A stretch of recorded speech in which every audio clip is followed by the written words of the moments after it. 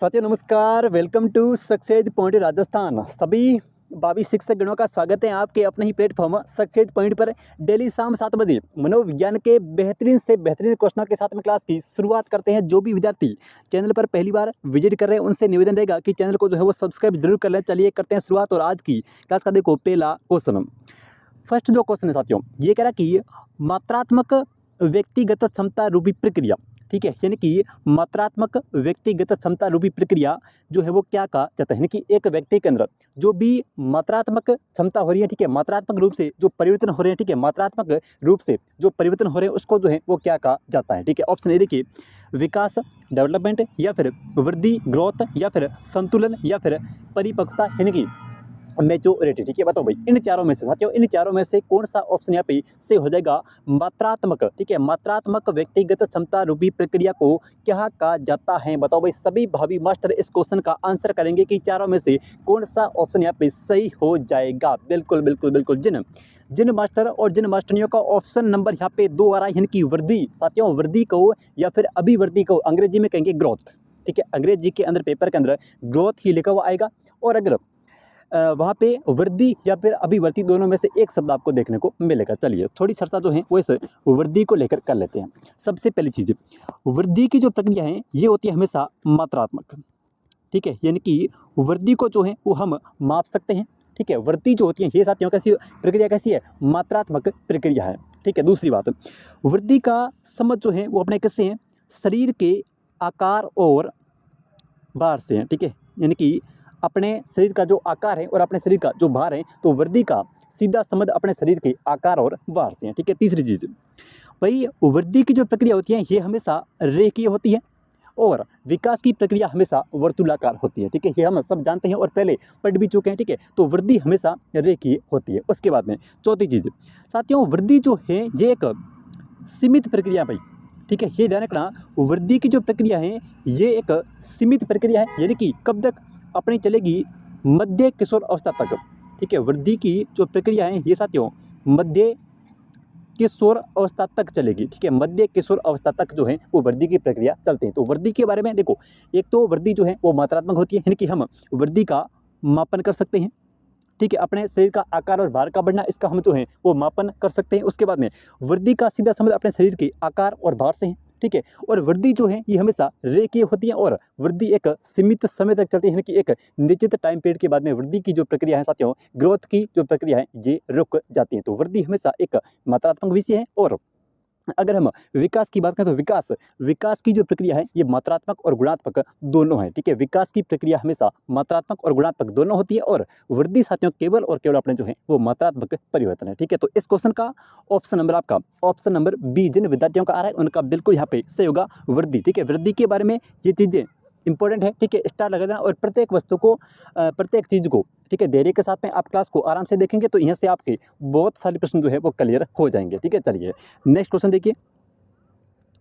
हाँ जी, अगला प्रश्न साथियों, अगला जो प्रश्न साथियों ये अपना कह रहा है कि देखिए निम्न में से कौन सा कथन जो है वो सत्य नहीं है। यानी कि इनमें से चार जो स्टेटमेंट है, ठीक है, चार जो स्टेटमेंट है इनमें से कौन सा जो है वो सत्य नहीं है, यानी कि कौन सा जो है वो ट्रू नहीं है। ठीक है, देखिए ऑप्शन ए देखिए, यहाँ पे वृद्धि और विकास जो है वो पर्यायवाची है। ठीक है, वृद्धि और विकास जो है वो कदापि पर्यायवाची नहीं है। वृद्धि मात्रात्मक परिवर्तन नहीं थे, बिल्कुल सही है। वृद्धि की जो प्रक्रिया है ये मात्रात्मक है, हमने पढ़ लिया। वृद्धि जीवंत पर्यंत नहीं होती, ये बिल्कुल सही बात है कि वृद्धि की जो प्रक्रिया है ये साथियों जीवंत पर्यंत नहीं होती, यानी कि ये एक सीमित समय के बाद में रुक जाती है। ठीक है, उसके बाद में ऑप्शन 4 कहना कि वृद्धि के साथ विकास भी होता है, बिल्कुल सही बात है भाई, वृद्धि के साथ में विकास भी होता है। ठीक है, तो ऑप्शन नंबर आपका जो है वो एक यहाँ पे जो है वो सत्य नहीं है, क्योंकि वृद्धि और विकास साथियों, वृद्धि जो है ये विकास का पर्यायवाची जो है वो नहीं है। तो जिन विद्यार्थियों का ऑप्शन यहाँ पे एक आ रहा है, ठीक है, ये हम जानते भी हैं, तो वृद्धि और विकास जो है ये पर्यायवाची नहीं है। बिल्कुल ए ऑप्शन सभी मास्टर और सभी मास्टरनियों का यहाँ पे सही हो जाएगा, वृद्धि जो है वो विकास दोनों पर्यायवाची नहीं है। ठीक है, चलिए नेक्स्ट क्वेश्चन देखिए। हाँ जी, अगला जो क्वेश्चन है साथियों ये कह रहा कि बालक की शारीरिक वृद्धि एवं विकास को प्रभावित करते हैं, यानी कि एक बालक का शरीर का विकास होना, ठीक है, शारीरिक वृद्धि होना और विकास। देखो विकास के अंदर वृद्धि का समझ जो है ये साथियों सिर्फ और सिर्फ अपने शारीरिक परिवर्तन से है। भाई वर्दी जो होती है ये साथियों सिर्फ और सिर्फ किससे, अपने शरीर से संबंधित है, ठीक है। लेकिन विकास विकास का संबंध जो है वो सभी पक्षों से, यानी कि विकास तो भाई मानसिक विकास भी होगा, शारीरिक होगा, सामाजिक होगा, तो विकास का संबंध जो है वो सब, ठीक है, आपस में क्या है, कोऑर्डिनेशन है कि परस्पर जो है वो संबंधित है। लेकिन वृद्धि की अगर बात करें तो वृद्धि सिर्फ और सिर्फ शारीरिक जो भी परिवर्तन है, यानी कि शरीर के अंदर जो भी परिवर्तन हो रहे हैं उसको हम कहेंगे वृद्धि। तो यहाँ पे कह रहा है कि बालक की शारीरिक वृद्धि और विकास जो है उसको प्रभावित, यानी कि प्रभावित करने वाले कारक जो है वो कौन से हैं, ठीक है। देखिए ऑप्शन ए वंशानुक्रम, ऑप्शन ये देखिए वंशानुक्रम, वातावरण, केवल वंशानुक्रम, या फिर वंशानुक्रम और वातावरण दोनों। तो इस क्वेश्चन का मुझे नहीं लगता कि किसी भी विद्यार्थी का आंसर जो है वो यहाँ पे गलत आएगा साथियों। अगर हम वृद्धि और विकास की बात करें तो इसमें वंशानुक्रम और वातावरण, ठीक है, वंशानुक्रम और वातावरण दोनों की जो है वो महत्वपूर्ण भूमिका रहती है, ठीक है। तो वंशानुक्रम और वातावरण ऑप्शन नंबर आपका डी सही होगा, ज़्यादा जो है वो समय नहीं लगे। वंशानुक्रम और वातावरण सीधा जो है वो वृद्धि और विकास को प्रभावित करते हैं। बिल्कुल बिल्कुल, जिन विद्यार्थियों का ऑप्शन डी आ रहा है, ठीक है, उनकी तैयारी जो है वो बहुत ही बेहतरीन और गजब लेवल की है और पेपर के अंदर बहुत बढ़िया करके आओगे, ठीक है। चलिए नेक्स्ट देखिए, अगला जो प्रश्न है वो कह रहा है कि निम्न विकल्पों में से बालक की वृद्धि के बारे में कौन सा विकल्प जो है वो सही। साथियों अगर हम ग्रोथ और डेवलपमेंट, देखो भाई अगर ग्रोथ और डेवलपमेंट की बात करें तो यहाँ से पात्रता के अंदर भी आएगा, मुख्य परीक्षा के अंदर भी क्वेश्चन आएगा, L1 के अंदर भी आएगा और L2 के अंदर भी आएगा। इसलिए जरूरी है कि आप ग्रोथ और डेवलपमेंट को अच्छे से तैयार करके जाना है, ठीक है, कि कौन कौन से पॉइंट जो है वो ग्रोथ के हैं और कौन कौन से पॉइंट जो है वो डेवलपमेंट यानी कि विकास के हैं, ठीक है। आपस में एक दूसरे को जो है वो तुलना करके भी आप देख सकते हैं कि कौन सा पक्ष विकास का है और कौन सा जो पक्ष है वो वृद्धि का है, ठीक है। तो यहाँ पे कह रहा है कि निम्न विकल्पों में से बालक की वृद्धि के बारे में, ग्रोथ के बारे में कौन सा विकल्प जो है वो सही है, ठीक है। चलिए ऑप्शन फर्स्ट देखिए, वृद्धि अधिगम और अनुभव का परिणाम है। साथियों अगर हम वृद्धि की बात करें, ग्रोथ की बात करें, तो अगर किसी भी व्यक्ति के पास में अनुभव नहीं है, माना कि कोई भी व्यक्ति जो है वो अनुभवी नहीं है, कि एकदम से जड़ बुद्धि है, ठीक है भाई, आपने बहुत सारे ऐसे लोग देखे तो बिल्कुल मतलब ऐसे जो है वो जड़ बुद्धि होते हैं, क्या उनकी वृद्धि नहीं होती, उनके अंदर शारीरिक परिवर्तन नहीं होते क्या? तो वृद्धि जो है ये कभी भी अधिगम और अनुभव का परिणाम नहीं होती है। साथियों वृद्धि जो होती है ये कभी भी अधिगम या फिर अनुभव का परिणाम नहीं होती, क्योंकि जिन व्यक्तियों के पास में अनुभव नहीं है, जिन व्यक्तियों की बुद्धि कम है, जो जड़ बुद्धि है, तो वृद्धि जो है उनके शारीरिक वृद्धि तो उनकी भी होती है। तो ध्यान रहे हमेशा कि भाई अधिगम जो है वो ये वृद्धि जो है ये अधिगम और अनुभव का जो परिणाम है वो कभी भी नहीं है, ठीक है। तो ऑप्शन ए आपका यहाँ पे गलत हो जाएगा, ठीक है। देखिए वृद्धि कोशिकाओं और अवयवों के आकार में परिवर्तन है, बिल्कुल यहाँ पे सही है, ठीक है। वृद्धि जो है ये कोशिकाओं और अवयवों के आकार के अंदर परिवर्तन है, बिल्कुल सही बात है। वृद्धि शरीर में आंतरिक परिवर्तन है जिसका मापन नहीं किया जा सकता, बिल्कुल सही बात है। देखिए वृद्धि जो है साथियों, ग्रोथ जो है ये बिल्कुल एक शरीर के अंदर होने वाले आंतरिक परिवर्तन और बाह्य परिवर्तन है, लेकिन इनका जो है वो मापन किया जा सकता है, कि हम जो है वो वृद्धि को क्या कर सकते हैं, मापन कर सकते हैं। वृद्धि जो है ये खुद एक मापन का विषय है भाई, ठीक है, ये सभी को पता है और हम पढ़ते भी हैं, ठीक है। वृद्धि जो है ये एक मापन का विषय है, ठीक है, क्योंकि वृद्धि जो है ये मात्रात्मक होती है, ठीक है। उसके बाद में वृद्धि केवल और केवल गुणात्मक परिवर्तन है। वृद्धि जो है शरीर में केवल और केवल गुणात्मक परिवर्तन है, बिल्कुल गलत बात है।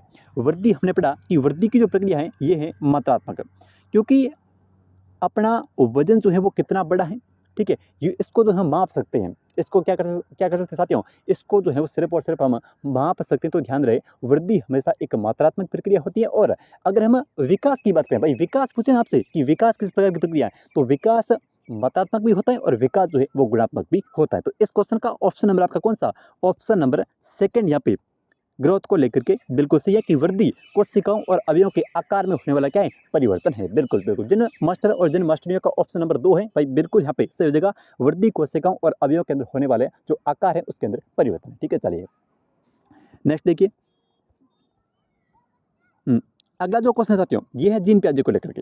प्रश्न कह रहा है कि पियाजे के सिद्धांत में एक प्रक्रिया जिसमें पुराने और अनुभव के बीच में संतुलन स्थापित किया जाता है, ठीक है, उसको जो है वो क्या कहा जाता है, ये आपके रीट L1 2017 के अंदर पूछा गया प्रश्न है। और प्रीवियस ईयर क्वेश्चन 100% चांस होते हैं कि प्रीवियस ईयर क्वेश्चन जितने भी हैं उनको अच्छे से एक एक प्रश्न को तैयार करके जाना, ठीक है। और यहाँ पे जो मैं क्लासें लगा रहा हूँ वो आपकी सारी जो है वो 90% में आपके प्रीवियस ईयर क्वेश्चन लेके आता हूँ, ताकि किसी भी विद्यार्थी का क्वेश्चन जो है वो गलत नहीं जाए बस, ठीक है। चलिए पियाजे के सिद्धांत में एक प्रक्रिया जिसके अंदर पुराने और अनुभव के बीच में क्या है, संतुलन स्थापित किया जाता है, ठीक है, उसको क्या कहते हैं, ठीक है, समावेशी, समायोजन, संतुलन या फिर ज्ञाना विग। तो इसको साथियों, इसको जो है इनके पुराने और अनुभव के बीच में संतुलन स्थापित करना, इसको हम कहेंगे संतुलन। तो ऑप्शन नंबर आपका सी यहाँ पे जो है वो बिल्कुल सही होगा, इसको हम संतुलन कहते हैं। ठीक है, तो ऑप्शन नंबर जिन विद्यार्थियों का यहाँ पे सी आ रहा है उनका बिल्कुल यहाँ पे ठीक हो जाएगा, समा उसको जो है वो संतुलन कहते हैं। ठीक है, तो ऑप्शन सी यहाँ पे सही होगा, संतुलन। ठीक है, चलिए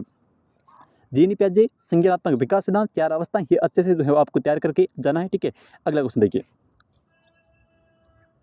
हाँ जी, अगला जो क्वेश्चन है ये कह रहा है कि निम्न में से कौन जीनी पियाजे के अनुसार बौद्धिक विकास का एक निर्धारक तत्व नहीं है। ठीक है, इनमें से कौन सा जो है वो जीनी पियाजे के अनुसार बौद्धिक विकास का एक निर्धारक तत्व नहीं है। तो यहाँ पे देखिए, सामाजिक संचरण, अनुभव, संतुलीकरण। देखो अनुभव तो है बिल्कुल, ये संतुलीकरण भी है, लेकिन यहाँ पे अगर मैं इस सामाजिक संचरण की बात करूँ साथियों, तो ये बौद्धिक विकास का एक निर्धारक तत्व नहीं है बिल्कुल। पर जिन विद्यार्थियों का ऑप्शन यहाँ पे एक आ रहा है उनका बिल्कुल यहाँ पे सही होगा, जीनी पियाजे संज्ञानात्मक विकास सिद्धांत, जिसमें बौद्धिक विकास का एक निर्धारक तत्व नहीं है, वो है सामाजिक संचरण। तो ऑप्शन नंबर 1 यहाँ पे बिल्कुल करेक्ट हो जाएगा, सामाजिक संचरण। ठीक है, चलिए नेक्स्ट क्वेश्चन देखिए, थोड़ा स्पीड रखेंगे भाई, क्वेश्चनों की संख्या जो है वो ज़्यादा है। और चलिए अगला प्रश्न,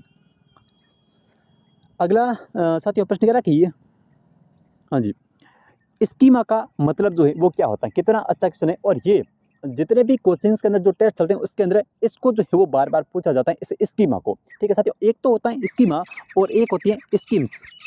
भाई एक तो होता है स्कीमा और एक होती है स्कीम्स। ठीक है, यानी एक होता है स्कीमा और एक हो जाएगी स्कीम्स। ठीक है, तो दोनों के अंदर अंतर क्या है भाई, स्कीमा क्या होता है और स्कीम्स क्या होती है। साथियों स्कीमा और स्कीम्स, इन दोनों के अंदर, स्कीमा और स्कीम्स के अंदर जो है वो अंतर क्या होता है, इसको जो है वो ध्यान से समझना। ठीक है, स्कीमा का मतलब क्या होता है, स्कीमा के अंदर होता है, स्कीमा जो होता है इसका मतलब हो गया कि अपने खोपड़ी के अंदर जो भी सूचनाएं एकत्रित की गई हैं, अपने खोपड़ी के अंदर यानी कि अपने माथे के अंदर जो भी सूचनाएं एकत्रित हैं उसको हम बोलते हैं स्कीमा। ठीक है, जो भी जानकारी, जो भी सूचनाएं एकत्रित हैं, ठीक है, वो होगी अपनी क्या, वो होगी अपनी स्कीमा। तो यानी कि लंबे समय से, ठीक है, याददाश्त में सूचनाओं का एक संगठित पैकेट है, जिसके अंदर क्या करते हैं हम सूचनाओं को संगठन करते रहते हैं, कि इकट्ठा करके रखते हैं खोपड़ी के अंदर। भाई जो भी चीज़ें, जो भी अपने मनोविज्ञान की, हिंदी की, गणित की, अंग्रेजी की जो भी सूचनाएं अपने दिमाग के अंदर भरी हुई है, वो पूरा का पूरा क्या है, वो पूरा का पूरा एक स्कीमा है। ठीक है, ऐसे समझ लो कि जैसे ये अपना दिमाग है पूरा, इस प्रकार से ये अपना दिमाग है, तो इसके अंदर जो ये सारी जो चीज़ें भरी हुई ये वाली, ठीक है, जो भी आपकी साइको की, हिंदी की, अंग्रेजी की, गणित की, तो इसको हम बोलते हैं स्कीमा। यानी कि ये लंबे समय के याददाश्त में सूचना के संगठित पैकेट्स का एकत्रीकरण क्या कहलाता है, स्कीमा कहलाता है। ठीक है, ये हो गया स्कीमा। अब समझिए स्कीम्स क्या होते हैं साथियों। स्कीम्स का मतलब क्या होता है कि संगठित व्यवहार को, ऐसा संगठित व्यवहार को, ठीक है, यहाँ पे मैं लिख रहा हूँ, ऐसा संगठित व्यवहार को बार बार दोहराना, इस संगठित व्यवहार को जो है वो बार बार दोहराने की जो प्रक्रिया है, इस संगठित व्यवहार को बार बार दोहराने की जो प्रक्रिया, उसको हम साथियों स्कीम्स बोलते हैं। ध्यान रहे, स्कीमा और स्कीम्स, इन दोनों के अंदर अंतर है। ठीक है, स्कीमा और स्कीम्स के अंतर है। स्कीमा का मतलब हो गया अपने दिमाग के अंदर, अपनी खोपड़ी में जो चीज़ें भरी हुई है, जो सूचनाएं एकत्रित है, ठीक है, उसको हम बोलेंगे स्कीमा। लेकिन स्कीम जो है इसका मतलब हो गया कि जो भी व्यवहार का जो बार बार हम दोहराने की प्रक्रिया, साथियों व्यवहार की बार बार दोहराने की जो प्रक्रिया, उसको हम क्या बोलते हैं, उसको हम स्कीम्स बोलते हैं। तो इस क्वेश्चन का ऑप्शन नंबर सी जिन विद्यार्थियों का आ रहा है बिल्कुल यहाँ पे भाई सही होगा। लंबे समय के याददाश्त में सूचना संगठन के पैकेट जो है उनको एकत्रित करके रखते हैं, तो उसको हम बोलते हैं स्कीमा। ठीक है, चलिए अगला प्रश्न देखिए। अगला जो क्वेश्चन है साथियों ये कह रहा कि अनुभूति बच्चे और वातावरण के बीच में अंत्यक्रिया की निरंतर प्रक्रिया के माध्यम से विकसित होती है। ये सिद्धांत जो है वो प्रतिबंधित होता है। ये आपके L1 2017 के अंदर पूछा गया प्रश्न है कि अनुभूति बच्चे और वातावरण के बीच में अंत्यक्रिया की, यानी कि अनुभूति बच्चे और वातावरण के बीच अंत्यक्रिया की निरंतर प्रक्रिया के माध्यम से विकसित होती है क्या, अनुभूति होती है। ठीक है, अनुभूति जो है ये बच्चे और वातावरण के बीच में अंत्यक्रिया की निरंतर प्रक्रिया के माध्यम से, ठीक है, उत्पन्न होती है, विकसित होती है। ठीक है, तो ये कौन सा सिद्धांत ऐसा कहता है, ये आपकी रीट L1 2017 का क्वेश्चन है। ठीक है, ऑप्शन ए देखिए, थॉर्नडाइक का अधिगम सिद्धांत। थॉर्नडाइक ने कौन सा दिया है भाई, थॉर्नडाइक ने दिया प्रयास और त्रुटि का सिद्धांत। ठीक है, जिसको हम बोलते हैं ट्रायल और एरर थ्योरी। ठीक है, प्रयोग कहता बिल्ली के ऊपर, तो ये बिल्कुल ऑप्शन आपका नहीं होगा थॉर्नडाइक वाला। तो ठीक है, थॉर्नडाइक ने जो सिद्धांत दिया उसको हम बोलते हैं प्रयास और त्रुटि का सिद्धांत। ठीक है, प्रयोग कहता बिल्ली के ऊपर। तो इसमें यहाँ पूछ रहा है कि अनुभूति बच्चे और वातावरण की बात हो रही है। ठीक है, पियाजे का संज्ञानात्मक विकास सिद्धांत, बिल्कुल यहाँ पे सही बात है। ठीक है। टोलमैन का चिन्ह अधिगम सिद्धांत, साथियों ये गलत है। टोलमैन का संकेत अधिगम या फिर टोलमैन का चिन्ह अधिगम जो है ये नहीं होगा, ठीक है। कोहलर का अधिगम सिद्धांत, कोहलर ने कौन सा दिया है साथियों? कोहलर ने दिया है अंतर्दृष्टि अधिगम का सिद्धांत, ठीक है। अंतर्दृष्टि अधिगम का सिद्धांत, जिसको हम बोलते हैं सूझ का सिद्धांत, ठीक है। इसको हम बोलते हैं सूझ है भाई, ठीक है।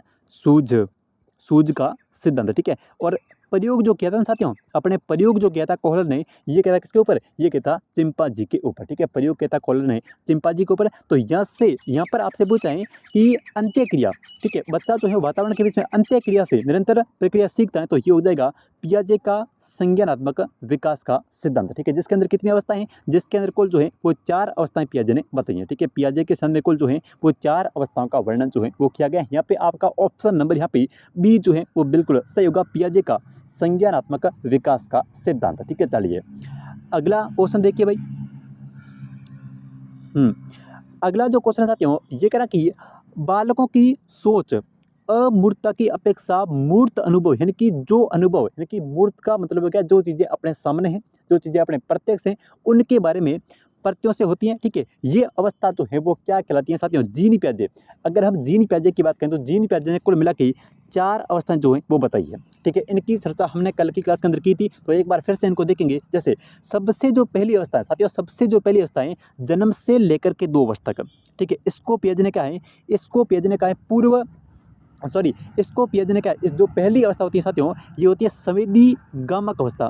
भाई पहली जो अवस्था है ये होती है संवेदी गामक अवस्था, ठीक है। अब इस अवस्था के अंदर क्या होता है भाई? संवेदी गामक जो अवस्था है इसके अंदर बालक जो है वो अपनी गामक जो भी इंद्रियां होती हैं, अपने हाथ की जैसे, ठीक है, अपनी देखने की, सुनने की जो भी इंद्रियां होती है, ठीक है, उससे जो है वो बालक जो है वो सर्वाधिक सीखता है। किस आयु के अंदर? इस 0 से लेकर के 2 वर्ष की आयु तक, ठीक है। तो इसको हम बोलते हैं संवेदी गामक अवस्था, और ये जीनी पियाजे के संज्ञानात्मक विकास सिद्धांत की पहली अवस्था है साथियों। कौन सी अवस्था है? पहली अवस्था है, जहाँ पर इस बालक के अंदर जो है वो उत्तेजना और कामुकता की प्रवृत्ति सर्वाधिक देखने को मिलती है, ठीक है। अब देखिए ये कह रहा है कि मूर्त अनुभव और प्रत्ययों से होती है, ठीक है। तो मूर्त अनुभव और प्रत्यय जो होंगे ये हमेशा कौन सी? 7 वर्ष से लेकर के 12 वर्ष तक, यानी कि कौन सी अवस्था? तीसरी अवस्था, और इसको हम बोलते हैं मूर्त संक्रियात्मक अवस्था। जीनी पियाजे के संज्ञानात्मक विकास सिद्धांत की जो तीसरी अवस्था साथियों, ये है संज्ञानात्मक, मूर्त संज्ञानात्मक, मूर्त संक्रियात्मक होगा, संक्रियात्मक लिखा है मैंने, संक्रियात्मक अवस्था। तो इसको हम बोलेंगे मूर्त संक्रियात्मक अवस्था, और ये होती है 7 वर्ष से लेकर के 12 वर्ष तक। तो पहली अवस्था पूछते हैं तो करना जन्म से 2 वर्ष तक, कौन सी? संवेदी गामक अवस्था, ठीक है। उसके बाद में ये थर्ड है, तो अपनी दूसरी कौन सी है? दूसरी ये रही, दूसरी है ये 2 वर्ष से लेकर के 7 वर्ष तक, और इसको हम बोलते हैं कौन सी? इसको साथियों हम बोलते हैं प्राक संक्रियात्मक अवस्था। कौन सी? प्राक संक्रियात्मक अवस्था, ठीक है। तो यहाँ पे क्या पूछा है आपसे? यहाँ पे बात की है किसकी? यहाँ पे बात की अमूर्त की। अब देखिए ध्यान से समझिए, अगर यहाँ पे अमूर्त की जगह अगर यहाँ पे मूर्त की जगह अगर आपसे अमूर्त पूछता ना भाई, मूर्त की जगह आपसे पूछता कि कौन सी आयु के अंदर बालक जो है वो अमूर्त प्रत्ययों की समझ, तो अमूर्त में अगर होता तो कर देते कौन सी? ये 12 वर्ष से ऊपर तक, 12 वर्ष से जो ऊपर की अवस्था होती है उसको हम बोलते हैं कौन सी? अमूर्त संक्रियात्मक अवस्था। तो अगर अमूर्त पूछता तो करनी थी ये वाली अवस्था, लेकिन यहाँ पे आपसे पूछा है मूर्त का, तो मूर्त के अंदर मूर्त संक्रियात्मक अवस्था 7 वर्ष से लेकर के 12 वर्ष तक, ठीक है। जीनी पियाजे की चारों जो अवस्थाएं हैं, और चारों अवस्थाएं कब से कब तक है, और इनकी विशेषताएं जो है वो क्या है, अच्छे से तैयार करके जाना। एक क्वेश्चन या 2 क्वेश्चन यहाँ से जरूर देखने को मिलेंगे, ठीक है। चलिए अगला क्वेश्चन देखिए। साथियों ये भी है अपने जीन पियाजे को लेकर के, ठीक है। क्वेश्चन को ध्यान से समझना है, ठीक है। क्वेश्चन कह रहा है कि हाँ जी, एक विशेष स्तर पर बच्चे मौलिक तर्क का इस्तेमाल करना शुरू कर देते हैं, ठीक है। एक विशेष स्तर पर, ठीक है, एक विशेष स्तर पर बालक जो होते हैं वो मौलिक तर्क का इस्तेमाल करना शुरू कर देते हैं, ठीक है। सभी प्रकार के प्रश्नों का जवाब जानना चाहते हैं, ठीक है। पियाजे ने इससे अंतर्धान का है, ठीक है। ये पियाजे के अनुसार कौन सी अवस्था का एक चरण है, ठीक है। इसका अर्थ जो है वो क्या होता है? शायद इस क्वेश्चन की हमने पहले भी चर्चा जो है वो कर चुके हैं, तो ये हो जाएगा पूर्व संचालन, यानी कि इसको हम बोलते हैं प्री ऑपरेशन। तो ऑप्शन नंबर आपका 2 सही होगा, यानी कि पूर्व संचालन, ठीक है। तो इस क्वेश्चन का जिन भी विद्यार्थियों का ऑप्शन नंबर यहाँ पे 2 आ रहा है उनका बिल्कुल यहाँ पे सही होगा पूर्व संचालन, ठीक है। चलिए अगला क्वेश्चन देखिए। अगला जो प्रश्न है वो कह रहा है कि जीनी पियाजे के अनुसार संज्ञानात्मक विकास सिद्धांत की अंतिम अवस्था कौन सी? तो पहली अवस्था कौन सी है?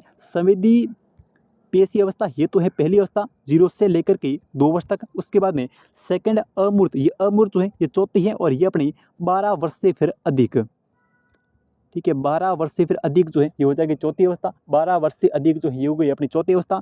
और उत्तर संक्रियात्मक अवस्था नहीं होगी। मूर्त संक्रियात्मक अवस्था ये 7 वर्ष से लेकर के 12 वर्ष तक और ये है तीसरी अवस्था। तो इस प्रकार से यहाँ पे पूछा है आपसे अंतिम अवस्था का, तो वो हो जाएगी अमूर्त संक्रियात्मक अवस्था और ये होती है 12 वर्ष से फिर अधिक। ठीक है, चलिए अगला प्रश्न देखिए। अगला क्वेश्चन कह रहा है कि जब हम वर्तमान स्कीमा का प्रयोग बाह्य जगत के विश्लेषण के लिए करते हैं तो उसको जो है वो क्या कहा जाता है। जब हम बाह्य स्कीमा का जब हम वर्तमान स्कीमा का प्रयोग बाह्य जगत के विश्लेषण के लिए करते हैं, ठीक है, उसको जो है वो क्या कहा जाता है। ये आपके रीट L1 L2 का है। आत्मसातीकरण, संबंध, अनुकूलन या फिर संतुलन। तो इसको हम कहेंगे आत्मसातीकरण। तो जिन विद्यार्थियों का ऑप्शन नंबर यहाँ पे 1 आ रहा है उनका बिल्कुल यहाँ पे सही होगा। जब भी हम अपना जो स्कीमा है, जो भी अपने अंदर सूचनाएं भरी हुई हैं, इसको हम बाह्य जगत के विश्लेषण के लिए करते हैं तो उसको साथियों जो है वो आत्मसातीकरण जो है वो कहा जाता है। ठीक है, तो ऑप्शन नंबर आपका, ठीक है, ऑप्शन नंबर 1 जो है वो सही होगा आत्मसातीकरण। चलिए अगले क्वेश्चन को देख लेते हैं।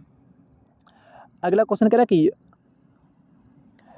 पियाजे के अधिगम के संज्ञानात्मक सिद्धांत के अनुसार वह प्रक्रिया जिसके द्वारा संज्ञानात्मक संरचना के अंदर संशोधित किया जा सकता है वो जो है वो क्या कहलाती है साथियों, उसको हम कहेंगे समायोजन। ठीक है, क्या कहेंगे भाई, समायोजन कहेंगे। मैंने आपको कल जो है वो उदाहरण दिया था कि माना कि आपने जो है वो एक अलग देश में जाकर के, भाई यहाँ पे राजस्थान के अंदर आपने बिल्ली को देख रखा है, ठीक है, और आप गए अमेरिका के अंदर और वहाँ पर बिल्ली के जैसा ही आपने अमेरिका के अंदर एक जानवर देखा।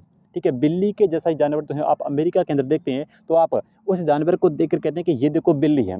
ठीक है, लेकिन जो भी आपके अमेरिकन साथी थे, जहां आप गए थे, जहां आप रुके थे, वो कहते हैं कि ये बिल्ली नहीं है, ये तो बिल्ली के जैसा ही एक अन्य जानवर है। ठीक है, तो ये क्या हो गया, ये अपना जो भी आपका पुराना स्कीमा था, ठीक है, जो भी आपके पास में पुरानी सूचना थी उस बिल्ली को लेकर के जो अवधारणा थी उसको आपने क्या कर लिया, उसके अंदर आपने जो है वो समायोजन कर लिया। ठीक है, कि नवीन ज्ञान को अपने स्कीमा के अंदर क्या कर दिया, जोड़ दिया, तो उसको हम साथियों समायोजन कहते हैं। ठीक है, चलिए नेक्स्ट क्वेश्चन देखिए। अगला जो क्वेश्चन है ये कह रहा है कि हाँ जी, जीनी पियाजे के संज्ञानात्मक विकास सिद्धांत की कौन सी अवधारणा संबंधित नहीं है। स्कीमा बिल्कुल है, आत्मसातीकरण है, व्यवस्थापन है, लेकिन यहाँ पे विस्थापन सॉरी और अधिगण जो है वो नहीं है। तो ऑप्शन नंबर आपका जो है वो 2 यहाँ पे करेक्ट नहीं है, क्योंकि अधिगण जो है ये जो है वो कोई चरण नहीं है। ठीक है, चलिए नेक्स्ट क्वेश्चन देखिए। अगला क्वेश्चन कह रहा है कि आत्मसातीकरण जो है वो क्या है। ठीक है, वर्तमान स्कीमा का प्रयोग बाह्य जगत के विश्लेषण के लिए करना, ये हो गया। ये तो ऑप्शन नंबर आपका 1 सही होगा, ये हमने पहली बात कर ली है, तो ऑप्शन नंबर 1 सही होगा। ठीक है, चलिए अगला प्रश्न, दृष्टि से ओझल हो जाने के बाद मस्तिष्क से ओझल हो जाना, ठीक है, ये किस विकासात्मक अवस्था की एक विशेषता है। इसको हम साथियों वस्तु स्थायित्व का भाव बोलते हैं। इसको जो है वो हम वस्तु स्थायित्व का भाव जो है वो कहते हैं। ठीक है, ये क्या होता है कि जैसे छोटे बच्चे के पास में आपने अचानक से कोई वस्तु जो है वो ले ली और 2 बार 3 बार उसके ऊपर से घुमा करके उसको जो है वो मतलब आपने छिपा लिया। ठीक है, तो ये होता है कि दृष्टि से ओझल, यानी कि उसकी आंखों के सामने से जैसे ही वो वस्तु हटती है तो बच्चा जो है वो मन के अंदर ये मान लेता है, मस्तिष्क के अंदर भी ओझल हो जाती है कि वो उस वस्तु को भूल जाता है। ठीक है, तो इस क्वेश्चन का आपका कौन सा ऑप्शन है। और ऐसा कब होता है, ऐसा होता है इस संवेदी गामक अवस्था के अंदर, क्योंकि 0 से लेकर के 2 वर्ष का जो बच्चा था उसको समझ नहीं होती है। ऐसा ही आप जो है वो इस अवस्था के अंदर या फिर इसके अंदर करके देखना। ठीक है, तो ये जो होती है कि दृष्टि के सामने, दृष्टि से इनकी आंखों के सामने जैसे ही वो वस्तु गई, बच्चा मान लेता है कि वो वस्तु जो है वो गायब हो गई, कि रियली के अंदर उसके मस्तिष्क से भी वो जो है ओझल हो जाती है। उसको हम क्या बोलते हैं, उसको हम संवेदी, ये संवेदी गामक अवस्था के अंदर होता है और इसको हम वस्तु स्थायित्व का भाव बोलते हैं। ठीक है, और संवेदी गामक अवस्था ये होती है अपने 0 से लेकर के 2 वर्ष तक। चलिए नेक्स्ट क्वेश्चन देखिए। अगला क्वेश्चन कह रहा है कि एरिक्सन के अनुसार बच्चों का मनोसामाजिक विकास 8 अवस्थाओं के अंदर होता है। कक्षा 3 का छात्र जो है ये 9 साल का होता है। ठीक है, 3 साल, कक्षा 3 में पढ़ता है तो वो 9 साल का होगा। विकास के क्षण से मेल खाता है शर्मिंदगी बनाम संधि की मुकाबला, परिश्रम बनाम हीनता, नेतृत्व, ये 3 के अंदर है तो ये हो जाएगा परिश्रम बनाम हीनता। तो ऑप्शन नंबर आपका 1 सही होगा, परिश्रम सॉरी बी सही होगा, परिश्रम बनाम हीनता। ठीक है, चलिए अगला देखिए। अगला क्वेश्चन कह रहा है कि एरिक्सन के मनोसामाजिक विकास सिद्धांत में उद्यमिता बनाम हीनता ये विकास की किस अवस्था से संबंधित है। तो ये है अपनी उत्तर बाल्य अवस्था से। ठीक है, ये कैसे भाई, उत्तर बाल्य अवस्था से अच्छे से किसी को रट्टा मारकर जाना, उद्यमिता बनाम हीनता। तो एरिक्सन के जो भी अवस्था है उनको एक बार जो है आप जरूर देख लेना, तो ये हो जाएगा उत्तर बाल्य अवस्था।